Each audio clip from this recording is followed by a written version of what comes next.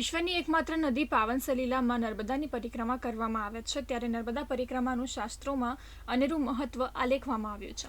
ભરૂચના સુપ્રસિદ્ધ તીર્થક્ષેત્ર ગુમાનદેવ હનુમાનજી મંદિરના મહંત મનમોહનદાસજી દ્વારા નર્મદા પરિક્રમાનો પ્રારંભ કરવામાં આવ્યો છે.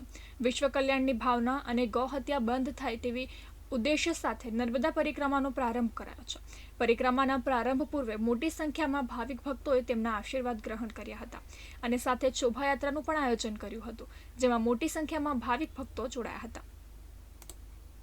અને યથાયોગ બધા લોકો સાથ સહકાર આપી રહ્યા છે અને હું હનુમાનજી મહારાજથી પ્રાર્થના કરું છું કે આ જે યાત્રાનો ઉદ્દેશ છે કે આપણો દેશ જલ્દીમાં જલ્દી હિન્દુ રાષ્ટ્ર ઘોષિત થાય અને જે નર્મદા પરિક્રમાનું જે એક ફળ મળવું જોઈએ એ ફળ આપણા હિન્દુ રાષ્ટ્ર બનવા માટે ઉપયોગી થાય, એટલે હું સર્વે ભક્તો और હનુમાનજી મહારાજની પ્રાર્થના કરું છું.